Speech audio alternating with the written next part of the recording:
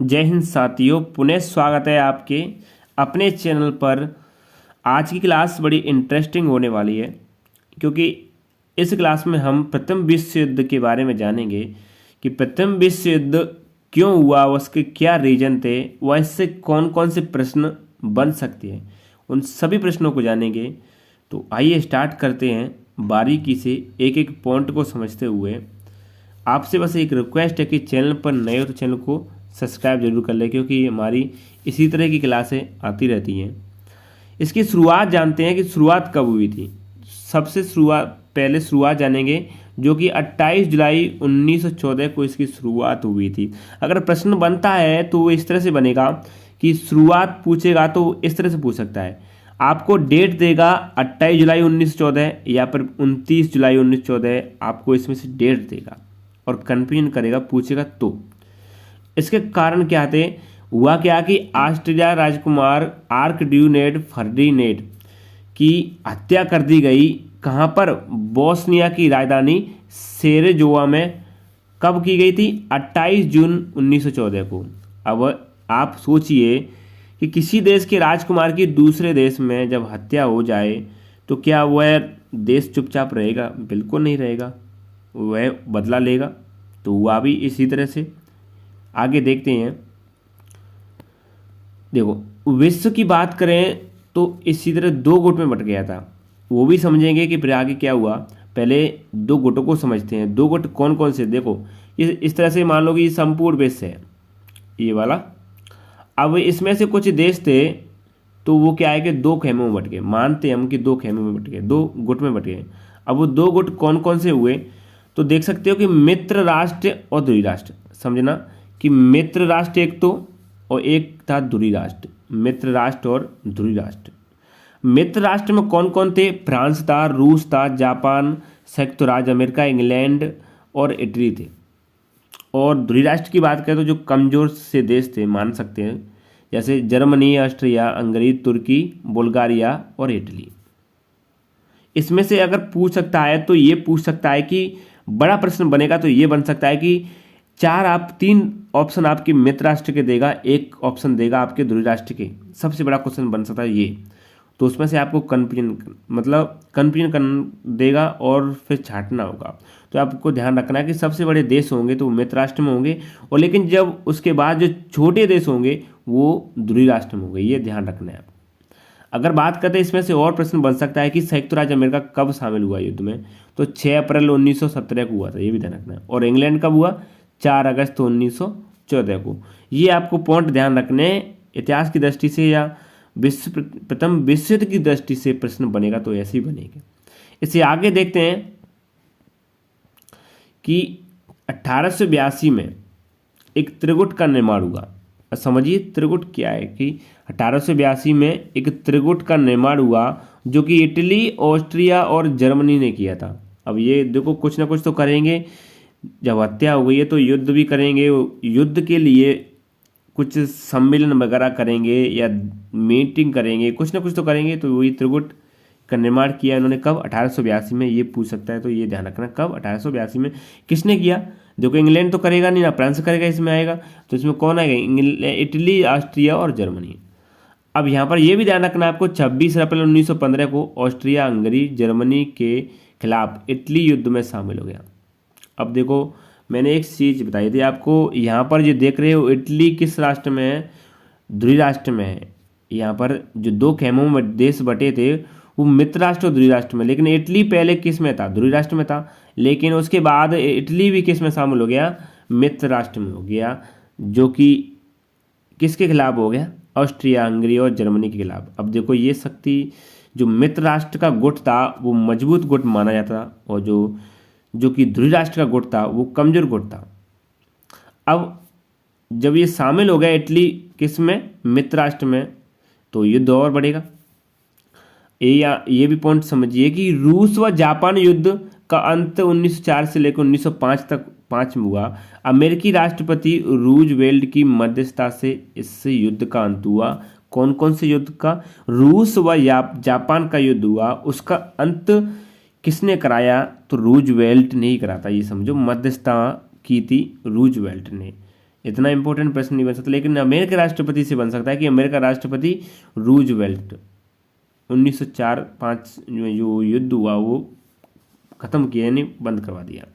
इससे आगे पॉइंट देखते हैं कि जर्मनी का जो आक्रमण था वो रूस पर कब किया गया। यहाँ से प्रश्न बन सकता है। तो 1 अगस्त 1914 को हुआ। और जर्मनी का फ्रांस पर आक्रमण कब हुआ, फ्रांस पर, तो ये 3 अगस्त 1914 को हुआ। ये प्रश्न आपको ध्यान रखने हैं। वैसे इतिहास में प्रथम विश्व युद्ध में से प्रश्न 2 ही बनते, याद रहे। इसकी शुरुआत कब हुई, वह इसमें कितने देशों ने भाग लिया। देखो आगे प्रश्न, इसमें 37 देशों ने भाग लिया। किसने, 37 देशों ने प्रथम विश्व युद्ध में भाग लिया। ये प्रश्न बनता है, आपको इसको ध्यान रखना है।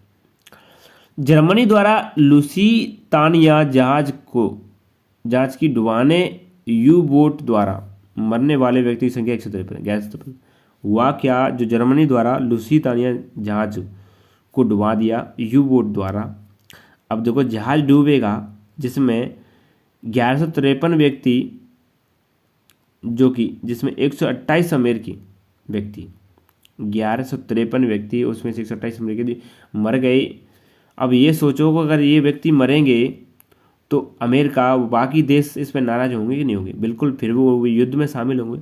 यही घटना, कुछ छोटी छोटी घटना भी बड़ा रूप ले लेती हैं हमेशा विश्व युद्ध का। तो हुआ ऐसा ही कि फिर अमेरिका भी शामिल हुआ। जब ये घटना घटित हुई तो गुस्सा आया अमेरिका को। किसने की थी ये घटना, जर्मनी ने की थी। अब इससे आगे देखते हैं, युद्ध और बढ़ गया।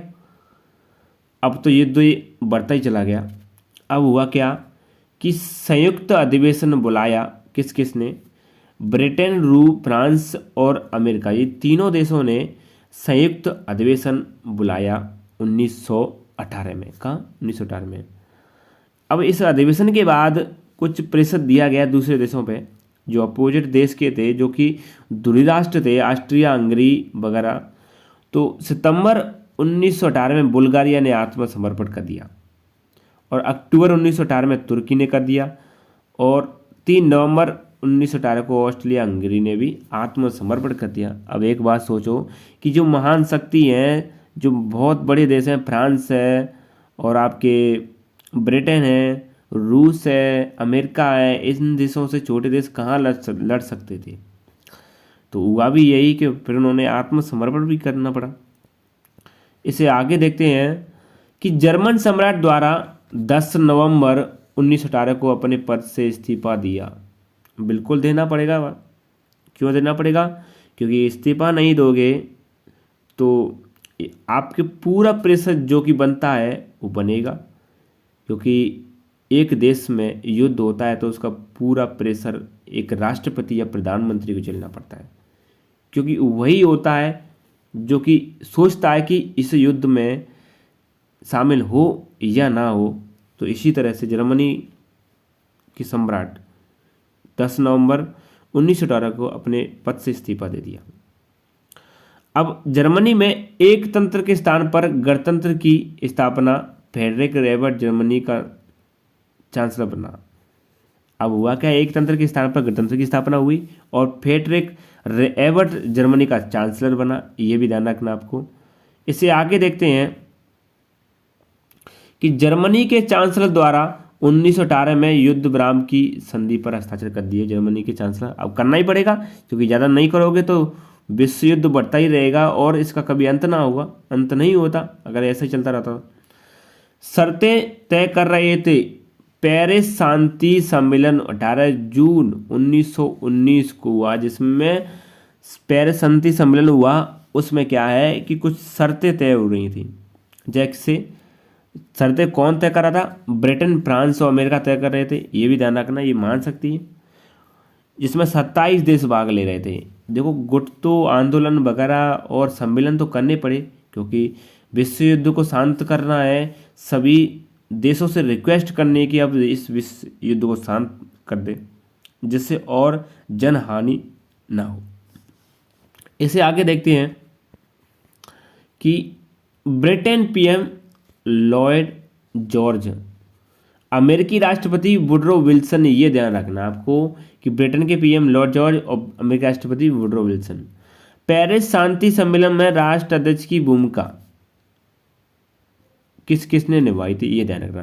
जो पेरिस शांति सम्मेलन हुआ था उसमें किस किसने, तो लॉर्ड जॉर्ज ब्रिटेन के ने, और अमेरिकी राष्ट्रपति वुडरो विल्सन ने, और फ्रांस के पीएम है जॉर्ज कले मेसो ने पेरिस शांति सम्मेलन की अध्यक्षता निभाई। अच्छा, यहाँ से एक प्रश्न और बनता है, आपको ध्यान रखना है कि जो पेरिस शांति सम्मेलन हुआ था वो 1919 में हुआ था, 18 जून 1919, ये ध्यान रखना है आपको। इसे आगे देखते हैं, महत्वपूर्ण बिंदु है वो कौन कौन से हैं। सबसे पहले महत्वपूर्ण बिंदु देखते हैं कि गुप्त संधियों की प्रणाली एवं यूरोप में गुटबंदी का जनक जर्मनी के चांसलर बिस्मार्क को माना जाता है। ये आपको ध्यान रखना है कि गुप्त संधियों की प्रणाली एवं यूरोप में गुटबंदी जनक जर्मनी के चांसलर बिस्मार्क को माना जाता है। सर्बिया की गुप्त क्रांतिकारी संस्था काला हाथी, सर्बिया में जो गुप्त क्रांतिकारी संस्था थी वो कौन सी थी, काला हाथी। वर्साई की संधि 28 जून 1919 को जर्मनी के साथ हुई, ये ध्यान रखना है। वर्साई संधि के तहत जर्मनी की सेना 1 लाख तक सीमित कर दी गई। वर्साई संधि कर दी गई, उसके तहत जर्मनी की सीमा वर्साई संधि के तहत जर्मनी की भी सेना 1 लाख तक सीमित कर दी गई। युद्ध के अर्जाने के रूप में जर्मनी से 6 अरब व 10 करोड़ पौंड राशि ली गई, 10 करोड़ पौंड राशि की मांग की गई। प्रथम विश्व युद्ध का अंत 11 नवंबर 1918 को हुआ, ये ध्यान रखना है आपको, ये भी डेट भी। मारे गए सैनिकों की संख्या लगभग 1 करोड़ से ऊपर मानी जाती है, कोई कहता है 6 करोड़ मारे, कोई 1 करोड़ मारे, ये ध्यान रखना है आपको। वैसे 1 करोड़ वाली जनसंख्या नहीं पूछी जाती है कितने मारे गए, इसलिए ऐसा प्रश्न नहीं बनता है। तो ये इम्पोर्टेंट फैक्ट थे जो कि प्रथम विश्व युद्ध से संबंधित थे, क्योंकि इनसे प्रश्न कभी ना कभी बन जाता है। तो इसी तरह हमारी क्लास से आएंगी। थैंक यू, मिलते हैं एक और क्लास के साथ।